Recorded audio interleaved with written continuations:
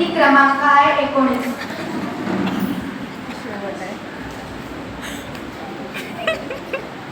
इथे उपस्थित माझ्या मित्रमैत्रिणींनो, कणाक शिकविता कोण त्यात मागत नाही, 4 ओळी सांगणारा बाप काही छोटा नाही. मी क्रमांक नंबर 1. माझा विषय आहे कधी कधी आवडतात मला माझे बाबा. संत महात्मा यांनी आईबद्दल खूप वर्णन केले आहे, पण बाबांबद्दल कुणी काही बोललं नाही.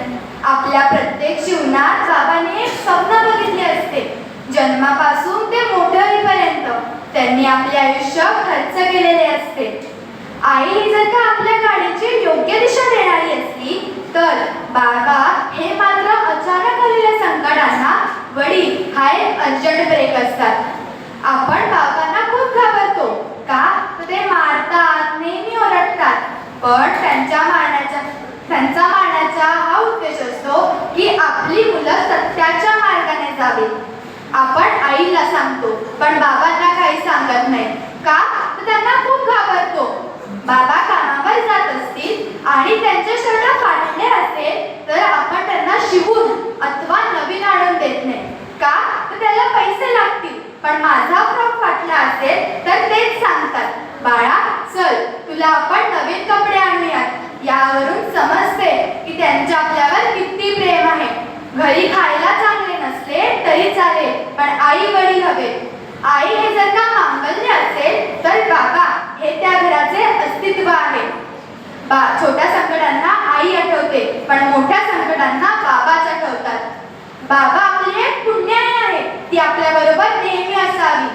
बाबा एक पडद्यामागचा कलाकार आहे, दिसत नाही, समोर कधी येत नाही, पण तोच खरा बाप असतो.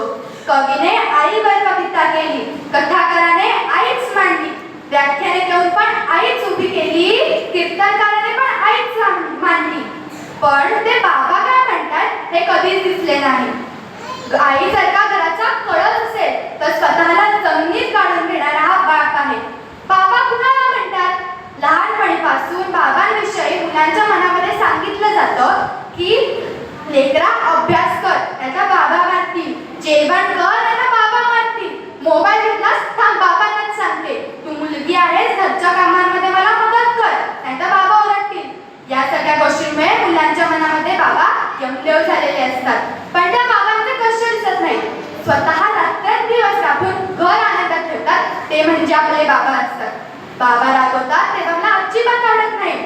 बाबाने ते मला टाइम टेबल केले आहे त्याच्याच घरात, पण जेव्हा मला उशीर होतो, आईची घालमेल होत असते, बाबा मला ओरडून येत म्हणून, आणि मी जेव्हा घरी येते तेव्हा पाहते तर काय दारात बाबा उभे असतात, तेव्हा तर ते अगदी हिटलरच वाटतात, पण त्यामागे मला शिस्त लागावी ही त्यांची धडपड असते. आयुष्यात दिशा दाखवण्यासाठी आपल्या बाबांची योग्य ती शिकवणूक असते, त्याला आपण धाक समजून घाबरून जातो. बाप नावाचं मोठं झाड घरावर बहरलेलं, माथ्यावर सावली धरून आपल्यासाठी घरासाठी झिजत असतं. पाऊस वारा वादळ कधीही जळत नाही. बाप असतो आवाकाबाहेर कुणाला कळत नाही. खरंच बाबा एवढा आहेत का वाईट? रडणारी आई सर्वांना दिसते, पण आतल्यात तडफडणारा बाप कुणाला दिसत नाही. आई रडून मोकळी होते, पण साठवण बाबांना करावी लागते. ज्योतीपेक्षा जमीन जास्त असते, पण महत्व ज्योतीला जाते. बिचाऱ्या बाबांचे बाबा गेले तरी त्यांना रडता येत नाही का, तर भावंड व सर्व कुटुंबाला आधार द्यायचा असतो. बाबांचं फक्त माझ्यावरच प्रेम नाही, तर सर्व कुटुंबावर त्यांचे मनापासून प्रेम आहे. बाबा कधी आजारी पडत नाही. आजारी असते तर डॉक्टर काकाकडे जात नाही, कारण डॉक्टर काका त्यांना आराम करायला सांगणार. आराम केला तर काम कोण करणार, पैसे कोण कमवणार, पूर्ण महिन्याचा बजेट ढासळते. मी जेव्हा आजारी असते तेव्हा माझी काळजी आहे घेते. बाबा त्यांच्या कामामध्ये बघून असतात, तेव्हा तर मला खूप राग येतो. पण जेव्हा मी रात्री मला अचानक जाग येते, पाहते तर काय उशापाशी बसून मिठाच्या घड्या घालणारे बाबा दिसतात. खरंच बाबांना किती काळजी आहे, त्यांना ती दाखवता येत नाही. मी बाबांकडे हट्ट करून नवीन सायकल घेतली. सायकल घेतल्यावर त्यांनी मला नियम केले. पहिला नियम हेल्मेट घालायचे, दुसरा नियम म्हणजेच की जास्त लांब जायचे नाही. तरी मी एकदा त्यांना न सांगता रोडवर गेले, तेव्हा माझ्या सायकल समोर अचानक मोठी गाडी आली. मी क्षणभर घाबरून डोळे बंद केले. डोळे उघडून पाहते तर काय बाबा स्टेरिंग पकडून उभे. असे बाबा सर्वांना मिळत. मुलांच्या शिक्षणासाठी बाबा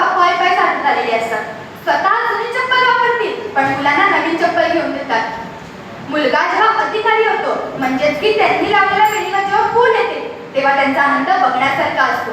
लहानपणीपासून आपल्याला सांगितलं जातं उठ, लवकर उठावे, पाढे पाठ कर, हस्ताक्षर काढ, देवाचं कर, वाचन कर. पण मी म्हणायचे की काय तर दररोज करायचं, कंटाळा यायचा मला तर. मग जशी मी मोठी होत गेले तसे मला कळले वाचनामुळे ज्ञान प्राप्त होते, पाढे पाठांतर केल्यामुळे गणित चांगले झाले आणि महत्त्वाचे म्हणजे की स्टेज डेअरिंग व कॉन्फिडन्स त्याच्यामुळेच आला. हा हल्लीचा काळ हा फॅशनचा आहे. मला पण फॅशन करायला खूप आवडते, पण माझ्या बाबांना आवडत नाही ना. ते सांगतात की समाजामध्ये लोकांचा वाईट दृष्टिकोन बदलायचा असेल तर कपाळावर टिकली, हातात बांगड्या, पायात पैंजण असायलाच हवे. आणि देश जर चांगला घडवायचा असेल तर त्याची सुरुवात घरापासूनच केली पाहिजे. बाबा